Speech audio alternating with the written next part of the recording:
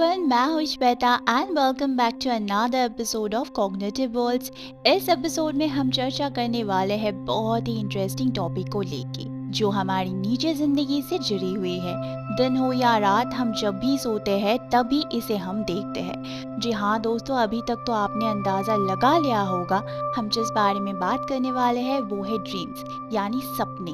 हम सभी सपने देखते हैं और इसे लेके हमें इंटरेस्ट भी बहुत ज़्यादा है।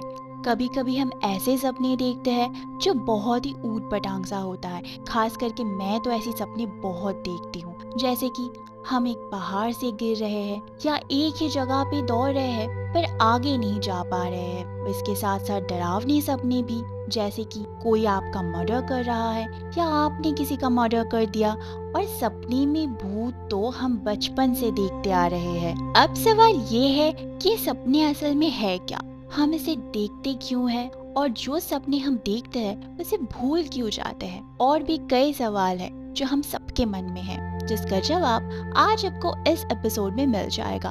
तो मेरा रिक्वेस्ट है कि इस वीडियो को आप स्किप मत कीजिए और आखिरी तक देखते रहिए।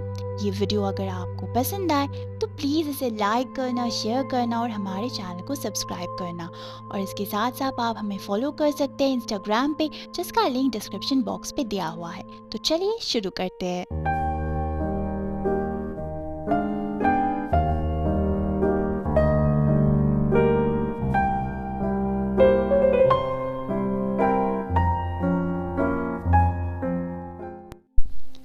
सपने जो इंसान की एक मानसिक स्थिति यानी कि मेंटल स्टेट है, जिसमें इंसान सोते समय सबकॉन्शियसली काल्पनिक घटनाओं को एक्सपीरियंस करता है। और सपने देखते समय ये सारी घटनाएं हमें सच लगने लगता है। और कई बार तो ऐसा भी होता है जब हम खुद को उस सपने का पार्टिसिपेंट मानने लगते हैं। हम सबकी जिंदगी में कुछ ओल्ड बैड एक्सपीरियंसेस है जो हमारे सबकॉन्शियस माइंड में रह जाता है। इसे लेके जब हम सपने देखते हैं तो सपने में ये हमें और भी स्कैरी लगने लगता है। साइकोलॉजिस्ट के हिसाब से ये सपने हमारे सबकॉन्शियस थॉट्स, फियर और डिजायर के रिफ्लेक्शन है। सपने देखने की साइंटिफिक स्टडी को ओनायरोलॉजी कहा जाता है। इसे लेके साइंटिस्ट बहुत सारे रिसर्च कर रहे हैं। सपने एनालिसिस करने की दो मेथड्स है जिनके बीच कुछ डिफरेंसेस भी है। पहला है न्यूरोसाइंटिफिक मेथड। इसमें सपने की प्रोसेस ऑफ ऑर्गेनाइजेशन, सोर्सेस और एक्टिविटीज को लेके रिसर्च किया जाता है। और दूसरा है साइको एनालिटिक मेथड। इसमें सपने का मीनिंग और सपने देखने वालों की पर्सनल हिस्ट्री को लेके रिसर्च किया जाता है। 1899 में सिगमंड फ्रॉइड के रचना इंटरप्रिटेशन ऑफ ड्रीम्स में सपने के बारे में एक्सप्लेनेशन और उसका डिटेल इंफॉर्मेशन दिया गया था, जिसके बाद से ही लोगों को पता चला कि सपने के पीछे भी कोई साइंटिफिक रीजन हो सकता है। सपने को लेके बहुत सारी थ्योरीज है। फ्रॉइड के अनुसार सपने हमारे डिजायर्स और एस्पिरेशंस की एक इमेजिनरी फॉर्म है। रिसर्चर के अनुसार सपने साइकोथेरेपी के रूप में ब्रेन को शार्प करने में हेल्प करता है। हर कोई सपना देखते हैं और ऐसा माना जाता है कि हर सपने का ड्यूरेशन 5 से 20 मिनट तक ही होता है। अगर हम 100% के हिसाब से देखें तो उसमें से 95% सपने ही हम भूल जाते हैं। ओनली 5% सपने हमें याद होता है। ऐसा नहीं है कि ब्लाइंड पर्सन सपने नहीं देख पाते, वो भी सपने देखते हैं। वो ज्यादातर अपनी सेंसेस से जुड़े हुए सपने देखते हैं। सपने के बारे में डिटेल एनालिसिस करने से पहले स्लीपिंग स्टेजेस के बारे में जानना बहुत इम्पोर्टेंट है। स्लीपिंग स्टेजेस को 5 पार्ट्स में डिवाइड किया जाता है।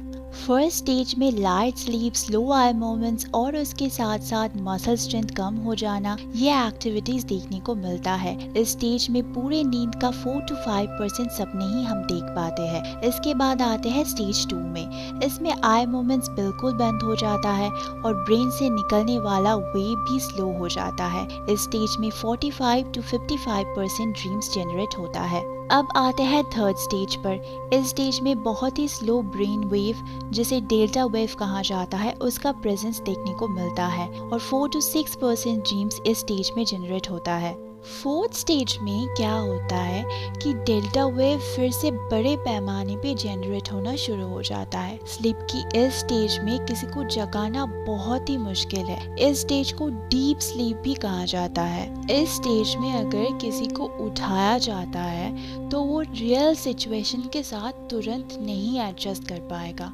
ये अक्सर हमारे साथ होता है। इस स्टेज में 12 to 15% सपने जनरेट होते हैं। आखिरी या फिफ्थ स्टेज को रेम स्टेज यानी कि रैपिड आई मूवमेंट स्टेज कहा जाता है। स्लीप के इस स्टेज में मैसिव आई मूवमेंट्स देखने को मिलता है। इसे पैराडॉक्सिकल स्लीप स्टेज भी कहा जाता है। इस स्टेज में ब्रेन एसिटाइलकोलिन नाम का एक केमिकल प्रोड्यूस करता है, जिसकी वजह से सोते समय हमारी बॉडी पैरालाइज्ड हो जाता है। अगर हम पैरालाइज ना हुए होते तो सपने में देखने वाली चीज़ों को रियलिटी में भी करते। जैसे कि मान लीजिए सपने में आप दौड़ रहे हैं, अगर पैरालाइज ना हुए होते तो रियलिटी में भी दौड़ते। इस स्टेज में 20 to 25% ड्रीम्स जनरेट होता है। अब चलिए देखते हैं सपने कितने प्रकार के होते हैं। पहला है डे ड्रीमिंग। डे ड्रीमिंग एक प्रकार की फैंटेसी, प्लीजिंग थॉट्स या एम्बिशियस एक्सपेक्टेशंस है जो हर कोई जागते हुए देखता है या सोचता है। इसके बारे में साइकोलॉजिस्ट निश्चित रूप से तो कुछ कह नहीं पाते, पर ये बेसिकली लेजी और अट्रैक्टिव स्टेट ऑफ माइंड को रिवील करता है। रिसर्च से कुछ केसेस में डे ड्रीमिंग कंस्ट्रक्टिव और क्रिएटिव पाए गए हैं। इसके बहुत सारे एग्जाम्पल हैं, जैसे अब्राहम लिंकन, आइंस्टाइन या स्टीफन हॉकिंग जैसे लेजेंड्स। इनके अलावा बहुत सारे राइटर्स और फिल्म मेकर्स डे ड्रीमिंग की वजह से बहुत सारे क्रिएटिव काम किए हैं, जिसको पूरी दुनिया ने एक्नॉलेज किया है। आप भी अगर अपनी क्रिएटिविटी को बाहर लाना चाहते हैं तो आज से डे ड्रीमिंग करना शुरू कर दीजिए। इसके बाद है लूसिड ड्रीमिंग। ये एक ऐसी ड्रीम है जिस पे आपका पूरी तरीके से कंट्रोल है। सोचिए आप सपने में देख रहे हैं कि आप डेट पे गए हैं। कहाँ गए हैं? किसी हिल टॉप या बीच साइड रेस्टोरेंट पे। किसके साथ गए हैं? किसी सेलिब्रिटी के साथ।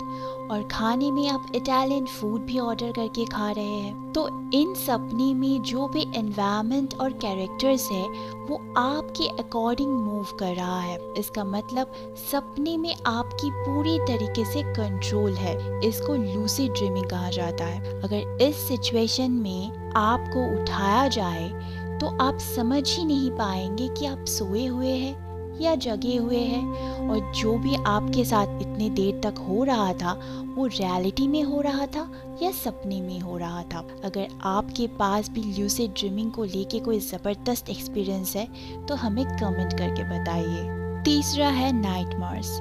ये नाइटमेयर्स हम सब कभी ना कभी देखे हैं, और हॉरर फिल्मों में तो नाइटमेयर्स का सीन कॉमन है। पर ये नाइटमेयर्स एक नेगेटिव मेंटल स्टेट है जो हमारी निजी ज़िंदगी की disappointment, anxiety, trauma, fear, tension, stress, इन सारी चीज़ों की वजह से आता है।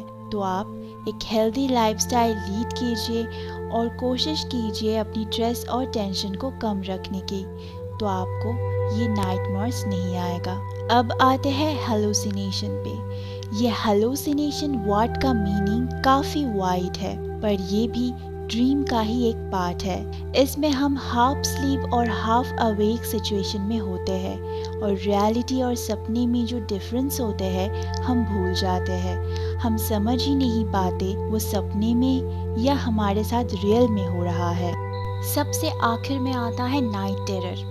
ये एक साइकोमेनिया डिसऑर्डर भी है। इसे आप एक फॉर्म ऑफ नाइटमेयर्स भी कह सकते हैं। ये ज़्यादातर बच्चों को या टीनेजर्स को होता है। नाइट टेरर जिसको आता है वो कुछ अजीब तरीके से बिहेव करने लग जाते हैं, जैसे कि नींद में अचानक उठ जाना, चीखना चिल्लाना, किक मारना, नींद में चलना, उसके साथ साथ बेड से गिर जाना, और उनका स्वभाव बहुत ही अग्रेसिव नेचर का हो जाता है। अगर आपको ऐसी कोई प्रॉब्लम्स हो रहा है तो प्लीज़ आप एक साइकियाट्रिस्ट को कंसल्ट कीजिए, आपको सल्यूशन मिल जाएगा। ड्रीम्स की इफेक्टिवनेस को लेके बहुत सारे रिसर्च हुआ है, पर अभी तक इसका कोई रीज़न नहीं पाया गया है। पर इतना ज़रूर पता चला है कि ड्रीम्स का कोई एक्चुअल मोटिव नहीं है।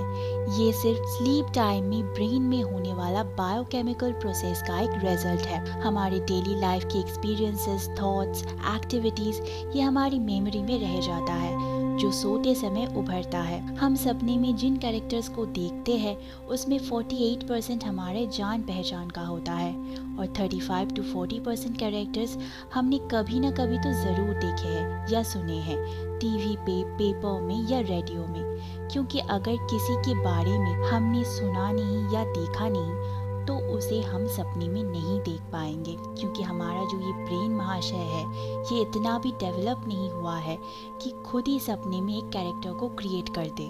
पर कभी कभी ऐसा होता है, हम जिसे या जिन चीज़ को ड्रीम्स में देखते हैं शायद उसे हमने कभी नहीं देखा है। ये हमारी एब्स्ट्रैक्ट थॉट्स की रिजल्ट्स है। जब लोग कलर्स को इमेजिन नहीं कर पाते थे तब वो सिर्फ ब्लैक एंड वाइट सपने ही देखते थे। जब टीवी नहीं था तब टीवी कैरेक्टर्स को लेके कोई सपने नहीं देखते थे, पर अब वो इंक्रीज होके 96% हो गया है। साइंटिस्ट का मानना है ये सपने हमारे different type of state of mind को रिप्रेजेंट करता है। जैसे कि अगर हम देख रहे हैं कि हम किसी जगह से गिर रहे हैं या फाइट कर रहे हैं, हॉरर ड्रीम्स देख रहे हैं, इन सारे सपने हमारे मन में चल रहे कॉन्फ्लिक्ट्स को इंडिकेट करता है। इसके अलावा अगर हम सपने में उड़ रहे हैं, सेक्सुअल एक्टिविटीज़ एक्सपीरियंस कर रहे हैं, डिलीशियस फूड देख रहे हैं, बहुत सारे पैसे देख रहे हैं, तो ये हमारे होप और एस्पिरेशंस के ऊपर इन्फ्लुएंस्ड है।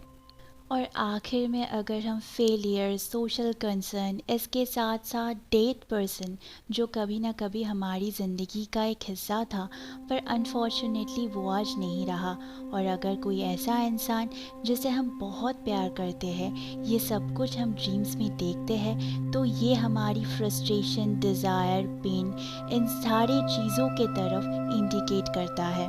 सपने के बारे में अभी भी बहुत सारे अननोन फैक्ट्स हैं जिसे लेके रिसर्च चल रहा है। आज इस इनोवेटिव एपिसोड में हमने कोशिश किया ज़्यादा से ज़्यादा फैक्ट्स को आपके सामने प्रेजेंट किया जाए। आप अगर सपने के बारे में और कोई थियरी या अननोन फैक्ट्स जानते हैं तो हमें कमेंट करके बताइए। उसके साथ साथ ये एपिसोड आपको कैसा लगा प्लीज़ हमें कमेंट पे बताइए। We are eagerly waiting for your feedback. आज बस इतना ही। देखते रहिए Cognitive Worlds and don't forget to like, share and subscribe. Thank you.